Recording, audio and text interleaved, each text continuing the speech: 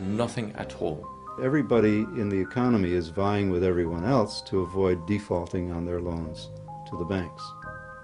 And the only way they can do that is by competing with one another for an inadequate supply.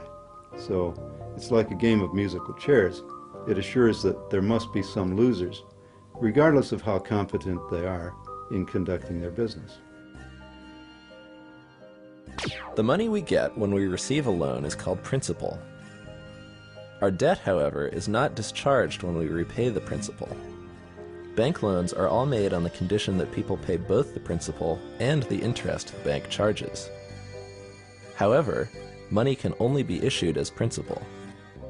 No one creates the interest, so the amount of debt owed is actually far greater than the amount of money there is to repay it. When a dollar is loaned into the economy, it begins a loop. Joe the farmer gets a loan from the bank and pays Tom for fixing his tractor.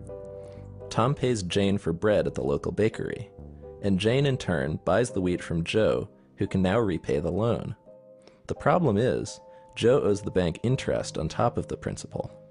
In order to avoid losing his property to the bank, Joe must go find other money making its own loop in the economy. He can now repay his loan with the interest, but the people in that loop are left without their money. They still need money to facilitate their exchanges and to repay the loan that issued the money they had been using. The only place they can get it is from other such debt loops. Since all money has an interest price tag attached, there will never be enough money to repay all the debt owed to banks. Therefore, some people will always have to go bankrupt or have their property repossessed by the bank. It's crazy. Sometimes it worries me because, what if there was like a collective understanding about how phony the money is when it comes down to it? What would people do? Would they riot in the streets? Who's propagating the illusion behind the money?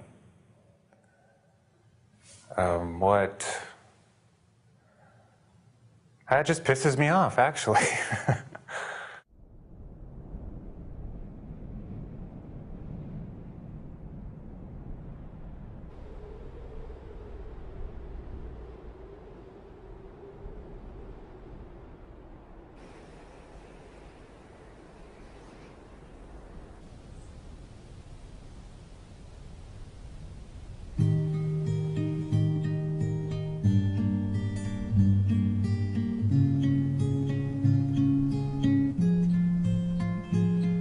Whenever it rains, the trees direct a certain amount of the rainfall to the bark, and this bark is set up in these elaborate patterns to direct rain all the way around the tree.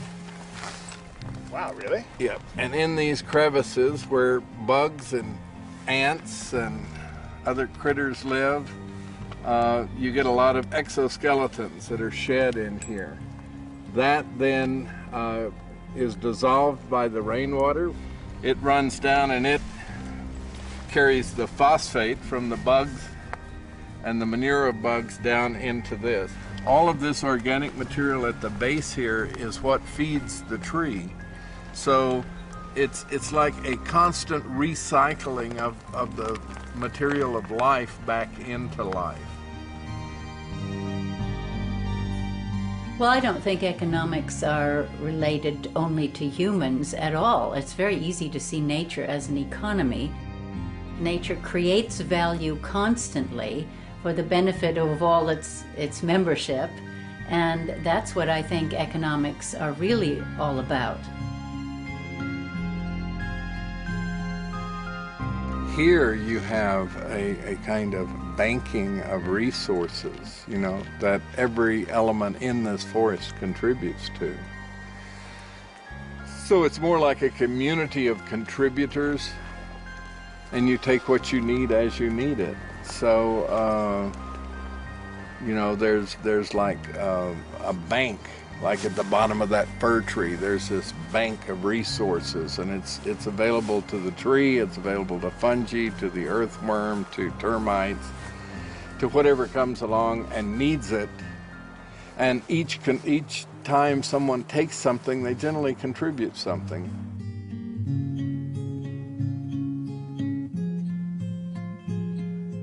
There isn't that kind of profit motive or interest or any of that in natural systems. It really isn't necessary to have more than you need, unless somehow you're acculturated to that belief system. So there's a kind of scarcity boogie bear in human culture that always has us feeling as if there isn't enough or there's not going to be enough. So we've got to gather as much as we can and store it where no one can get to it and steal it from us or rob us or whatever.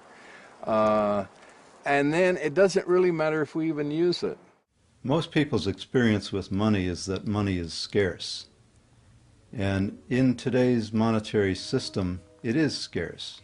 These cultural lies on which our relationship with money rests and is rooted is really governed almost completely by the most insidious and tragic lie, which I believe is the lie of scarcity. Even the Federal Reserve publications claim that what gives money its value is its scarcity.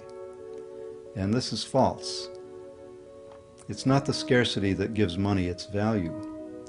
When we're talking about credit money, what gives it value is its ability to requisition whatever you want or need from the marketplace. We actually swim in a set of unexamined, unconscious beliefs. And we look out into the world and we just fear that there's not enough to go around without any evidence, really. And then we make that true. The domination model artificially creates scarcity, and that scarcity is one of the ways that the system actually maintains itself. Not only material scarcity, emotional and yes, spiritual scarcity. I mean, what does it mean to have enough money? I mean, I guess you always want a little more. There's not enough time, there's not enough money, there's not enough sleep. So it's a constant battle with there's not enough, we don't have enough, it's not enough, I'm not enough. And that is a mindset. It's an unconscious, unexamined mindset that creates distorted behaviors that are inconsistent with who we are. The same thing that keeps a rich person from giving is the same thing that keeps a poor person from making. It's that conditioned way of thinking and seeing that we have to really begin to address. Those who consider themselves poor in this country are not poor. I think it's this scarcity mentality. I think it's a belief system that we all carry. And that there's not enough belief system has a second part to it. There's not enough to go around, and someone somewhere is going to be left out. And that inevitable fear or certainty that there's not enough to go around and someone somewhere is going to be left out is actually at the base of our political understanding of the world, our systems of governance, our educational system. It's even at the heart of religion. Of course there are scarcities that happen naturally. There's a disaster, there's a flood, all kinds of things can happen. But here you have a system that artificially creates scarcity so that then you get people who really are fighting for the spoils, and since there's so much control from up on top, it is a way of maintaining the disunity and the confusion of those on bottom. What it is it's emasculated men. And what do men do when they're emasculated? They compensate with hypermasculinity. When you leave, particularly men, with no options, they get violent and they get destructive. I don't care where you're talking about. Go to Russia. What do you think the Russian gangs are? Go to Northern Ireland. Go anywhere in the world. These devastating dynamics are engineered. So our experience of money as being scarce is an artifact of the money system. In a properly run monetary system, there will be no scarcity of money. there's not enough to go around and someone somewhere is always going to be left out, gives us this very difficult and unfortunate permission to leave people out. Because if someone's always going to be left out, then it's your job and my job to accumulate more than we possibly could ever use or need, to distance ourselves from ever being one of those poor people who gets left out.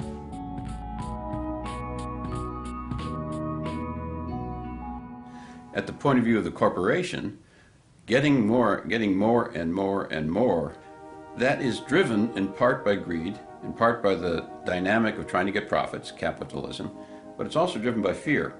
Because if you don't do it, if you can't expand faster than the next corporation, they will get research money, and they will get marketing money, and they will beat you and may drive you out of the game. You're not quite as efficient in this plant as you ought to be by our calculations. This is the banker speaking.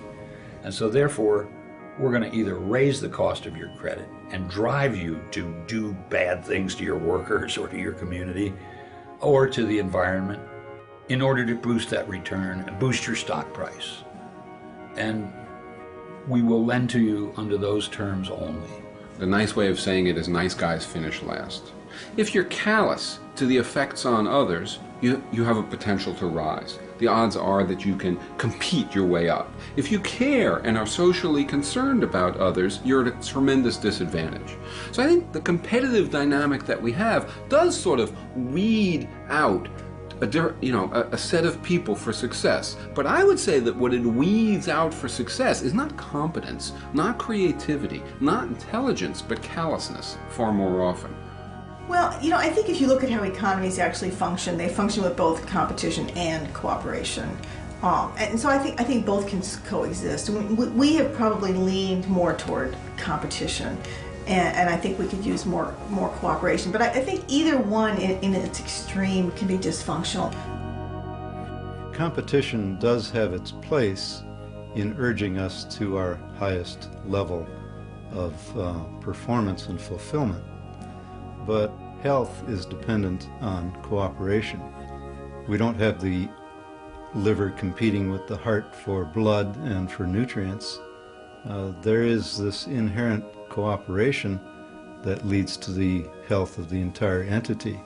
The nature to which people are able to be social, civilized, sympathetic, is quite amazing, and it's in contradiction to the nature of the money. It's interesting that anybody, whether you're a man or a woman, whether you're aggressive naturally or